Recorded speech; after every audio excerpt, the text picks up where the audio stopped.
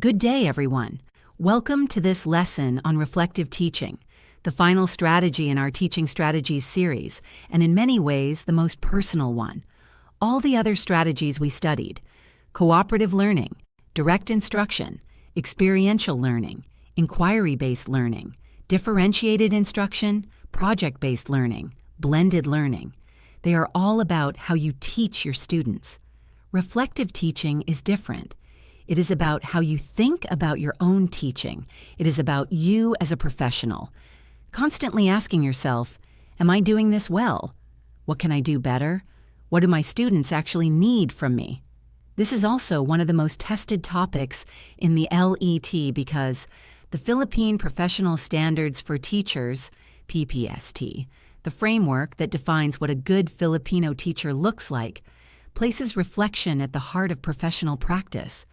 In this lesson, we will cover what reflective teaching is, the four-stage reflective cycle, key features, a classroom example, benefits, teaching implications, and the LET exam keywords. Let's begin. Let's begin with the definition. Reflective teaching is the practice of critically examining your own teaching. After a lesson, a reflective teacher doesn't just close their textbook and move on. They ask themselves questions. Did the students understand? Was the explanation clear? What would I do differently next time? Were all students engaged? Did my assessment actually tell me what students know? This might sound simple, but it requires genuine honesty and a willingness to question your own practice. And that is not always easy. It is much more comfortable to assume everything went fine.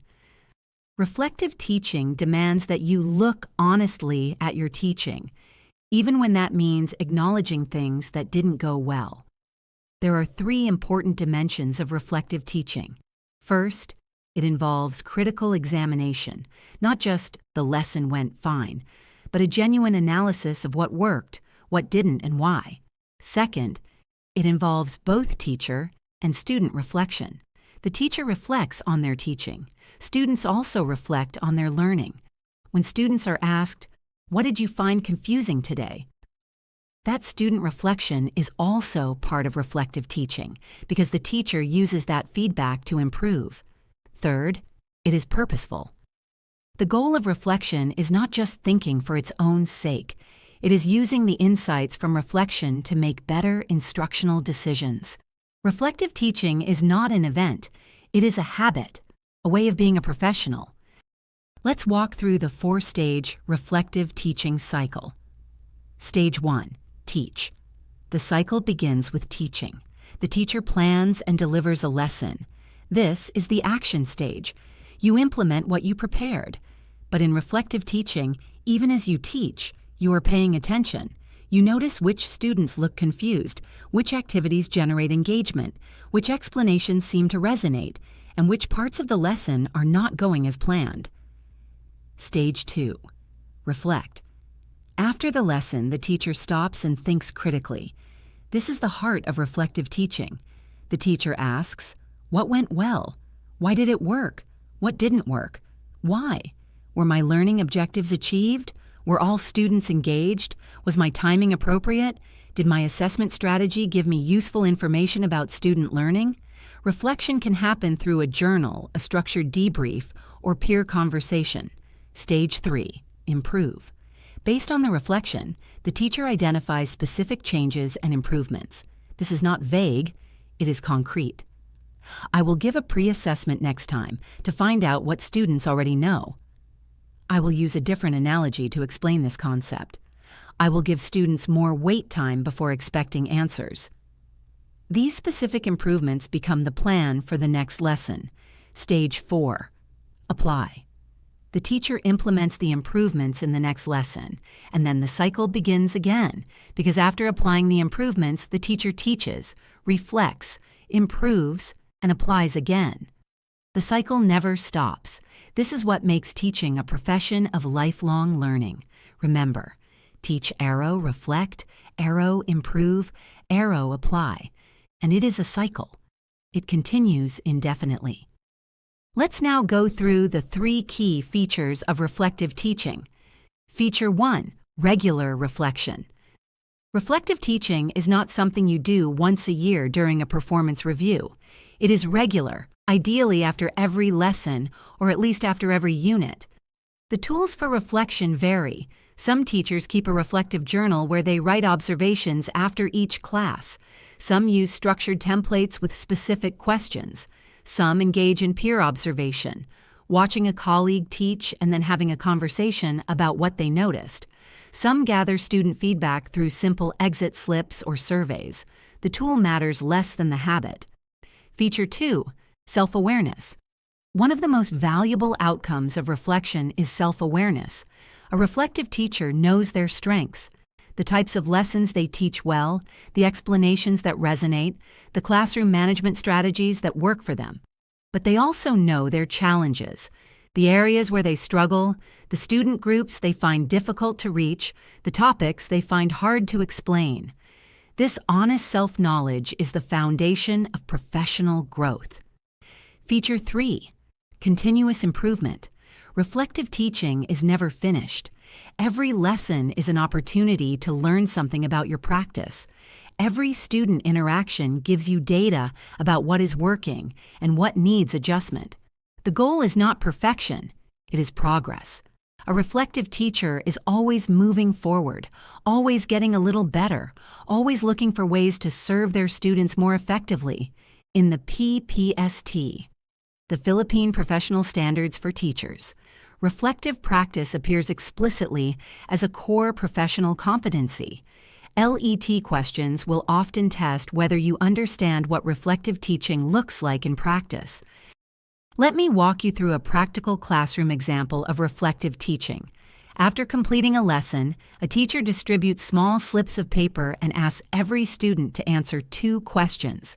Question 1, what concept did you understand best today? Question 2, what part of the lesson was confusing or difficult? These 2 simple questions are a powerful reflective tool, sometimes called an exit ticket or muddiest point activity. Step 1, reviews responses. After class, the teacher sits down and reads through all the student responses. This takes maybe 10 to 15 minutes, but the insights are invaluable. Step 2, identifies the gap. The teacher notices a pattern. Many students, perhaps half the class, wrote that they found the concept of enzyme function confusing, or maybe fraction division, or historical causation. Whatever the topic, the teacher now has clear evidence of a learning gap. Step 3, modifies the next lesson. Instead of moving straight on to the next topic, the teacher adjusts the next lesson plan. She adds more examples. She prepares a different analogy. She plans a short review activity. She might even find a video that explains the concept in a different way. Notice what happened here. The teacher used student feedback as a form of reflection. The students reflected on their own learning, and the teacher reflected on her teaching. Together, both reflections improve the next lesson. This is reflective teaching in its most practical and accessible form, and it doesn't require a lot of time or resources. Let's look at the benefits of reflective teaching and the implications for professional practice. Benefit 1, professional growth. This is the most significant benefit. A teacher who reflects regularly becomes a better teacher over time. Their explanations become clearer, their lesson designs become more effective, their understanding of student learning deepens, their classroom management improves. This is not just theoretical. Research consistently shows that reflective teachers produce better student outcomes than non-reflective ones. Benefit 2, lifelong learning mindset.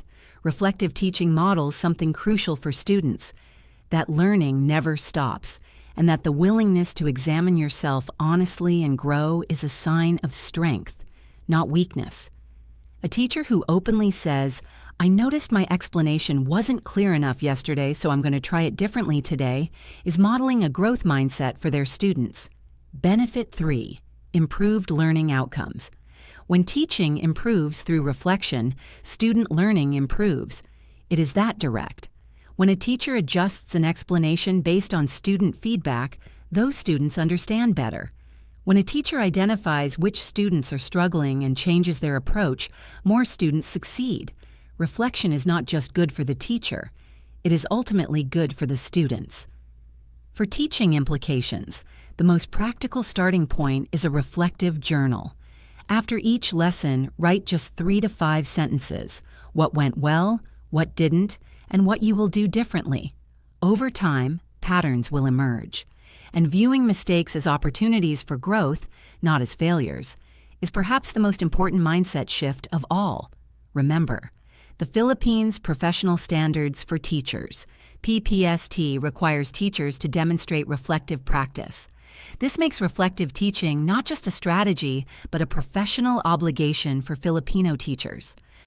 Now let's prepare specifically for the LET exam on reflective teaching. Keyword 1, self-evaluation and professional reflection. If a LET question describes a teacher who regularly examines their own practice, writing in a journal, reviewing their lesson after class, asking, "What could I have done better?" That is reflective teaching. Keyword 2, continuous improvement. Reflective teaching is never finished. If a question describes a teacher who adjusts their lessons based on experience, or who keeps trying to improve even after years of teaching, that is reflective practice. Keyword 3, using feedback to improve instruction. This is a very commonly tested concept. If a teacher uses student exit tickets, surveys, or assessment results to change how they teach next time, that is reflective teaching in action. The teacher is using feedback to reflect and improve. Keyword 4, reflective journals and classroom observations. These are the most common tools of reflective teaching. If a LET question asks, what tool does a reflective teacher typically use? Think journals, teaching logs, peer observations, and student feedback forms. Keyword 5, teacher professionalism and lifelong learning. This is critically important. In the PPST, Philippine Professional Standards for Teachers, Strand 7 is explicitly about professional reflection and learning. If a question connects teaching with professional development, career-long learning, or being a reflective practitioner, think reflective teaching. LET exam. Tip: reflective teaching is the only strategy in this series that focuses on the teacher's own learning rather than student learning. That is its unique position. If you see a scenario about a teacher improving themselves, think reflective teaching. And that brings us to our key takeaway for today, and the close of our entire Teaching Strategies series. Reflective teaching is the habit of thoughtfully examining teaching and learning experiences to improve future practice. Through reflection, educators become more effective, more adaptable, and more responsive to student needs. Think about the 3 pillars: reflect, improve, grow. That is the promise and the practice of a reflective teacher. You know, we started this series with cooperative learning, where students support each other, and we end with reflective teaching, where teachers support themselves. There is something beautiful about that. The best teachers are the ones who never stop learning, who never assume they have all the answers, who are brave enough to look honestly at their own practice and ask, how can I be better for my students? For your LET exam, remember the keywords: self-evaluation, continuous improvement, reflective journals, peer observation, student feedback, professional growth, PPST, and lifelong learning. And the key principle: reflective teaching focuses on the teacher's own growth, not just student learning. You have now completed all 9 teaching strategies in this series. You have worked incredibly hard. The LET is within reach. Congratulations and padayon. You've absolutely got this.